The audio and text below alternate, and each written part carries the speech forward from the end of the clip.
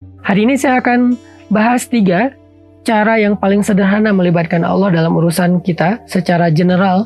Cara yang pertama adalah mention Allah di awal. Sebut Allah di awal. Jangan lupa nge-tag Allah di sejak pertama kali kita melakukan satu kebaikan. Misalnya Nabi Musa. Sebelum Nabi Musa berdakwah kepada Fir'aun, sebelum Nabi Musa datang kembali ke Mesir dari Yordania atau Madian, hal pertama yang dilakukan Nabi Musa itu adalah meminta petunjuk Allah. Nge-mention Allah dengan kalimat Rabbi syrah li sadri wa yassir li amri wahlul 'uqdatam min lisani yafqahu qawli waj'al li waziran min ahli Haruna akhi ushdud bihi azri wa asyrikhu fi amri kay nusabbihaka katsira wa nadhkuraka katsira. Rabbi, lapangkan dadaku, mudahkan urusanku, tuntun ucapanku agar dia mengerti apa yang aku katakan. Dan beri aku seorang pendamping, seorang teman dalam dakwah ini, dalam perjuangan ini. Harun, saudaraku, jadikan dia sebagai penguat, pendukungku, agar kami bisa bertasbih kepadamu sebanyak-banyaknya, agar kami bisa bersyukur kepadamu sebanyak-banyaknya. Nah, ini adalah cara pertama melibatkan Allah dalam urusan kita, yaitu dengan berdoa, nge-mention Allah, nge-tag Allah, menyebut nama Allah, Bismillah, Insya Allah, kemudian doa-doa safar, doa-doa sehari-hari, bahkan doa-doa yang sifatnya lebih spesifik. Libatkan Allah dengan doa, libatkan Allah dengan menyebut nama Allah, libatkan Allah dengan nge-mention Allah. Dan lebih baik lagi kita menyebut nama Allah itu dengan nama-namanya yang mulia. Walillahil asma'il husna, walillahil asma'il husna fad'uhu biha. Allah punya banyak nama-nama yang mulia, maka panggillah Allah dengan nama-nama yang mulia itu. Jadi libatkan Allah dengan cara menyebut nama-nama Allah, dengan cara berdoa kepada Allah ketika kita awal mengerjakan sesuatu. Ketika kita punya masalah dengan seseorang, langsung libatkan Allah dengan berdoa, dengan menyebut nama Allah, dengan memanggil nama-nama mulia Allah di antara Asmaullahil Husna. Dan itulah rahasia Sayyidah Maryam dan juga Sayyidah Aisyah mendapatkan pembelaan Allah ketika mereka difitnah, ketika mereka dibuli oleh masyarakat mereka. Apa yang dikatakan Sayyidah Maryam dan Sayyidah Aisyah ketika awal mendapatkan berita kalau mereka itu sedang difitnah, dibuli, kalau sekarang mungkin di sosial media. Hal pertama yang diucapkan Sayyidah Aisyah dan Sayyidah Maryam adalah Ashku bathi wa huzni ilallah wallahul musta'an ala ma yasifun. Aku tidak akan berkeluh kesah kecuali mengadu kepada Allah, dan Allah sebaik-baik pelindung atas apa yang mereka ucapkan terhadap aku. Nah, ketika Sayyidah Aisyah dan Sayyidah Maryam melibatkan Allah dengan lisan, dengan ucapan-ucapan doa, menyebut nama Allah, memanggil Allah, itu Allah langsung terlibat. Sehingga ketika Allah terlibat, terjadilah keajaiban. Apa keajaibannya? Sayyidah Maryam langsung mendapatkan keajaiban, tiba-tiba bayinya bisa bicara dan membela ibunya. Gak ada satupun yang bisa menolak berita dari bayi tersebut. Akhirnya bersihlah nama Sayyidah Maryam. Sedangkan Sayyidah Aisyah mendapatkan keajaiban, tiba-tiba turun ayat di surat An-Nur khusus dari Allah untuk membela Sayyidah Aisyah. Jadi kalau kita pengen dapetin keajaiban jalan keluar dalam masalah kita, ya sebut nama Allah. Itu juga yang dilakukan Nabi Musa kan.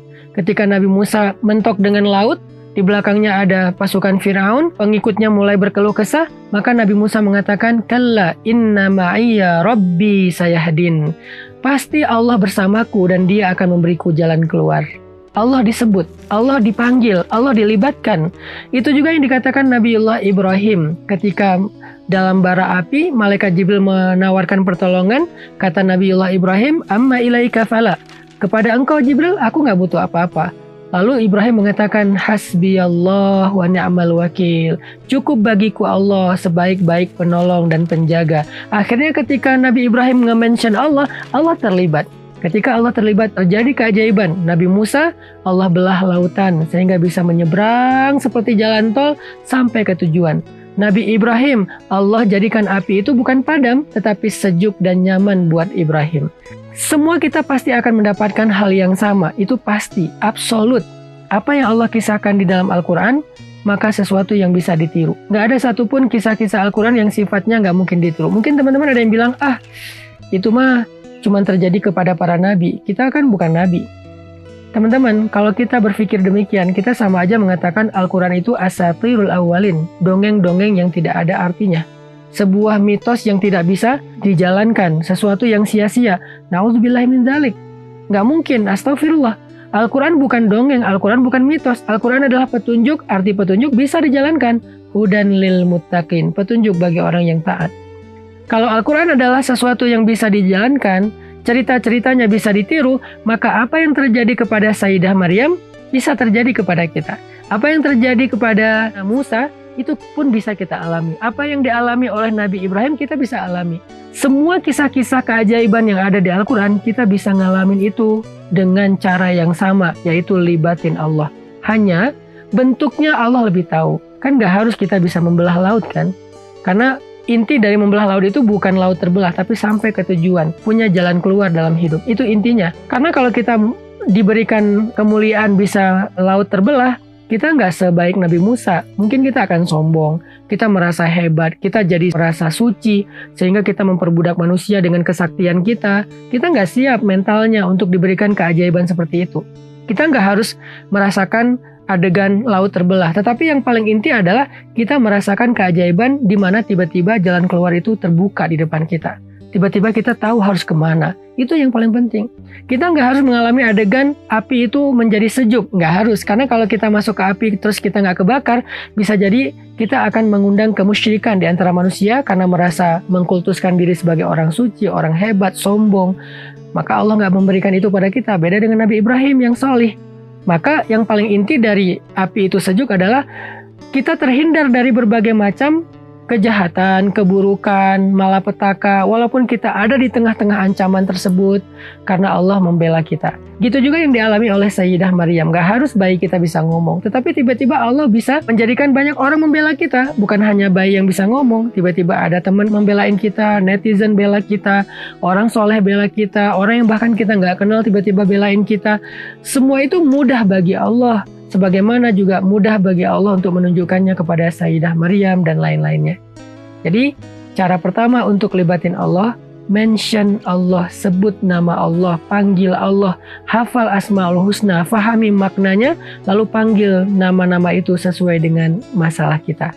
Insya Allah, tips berikutnya akan kita share pada episode yang lain dalam program Libatin Allah. Yuk kita libatin Allah dalam hidup kita biar semuanya menjadi mudah dan gak ada kesulitan setelah Allah terlibat dalam masalah kita.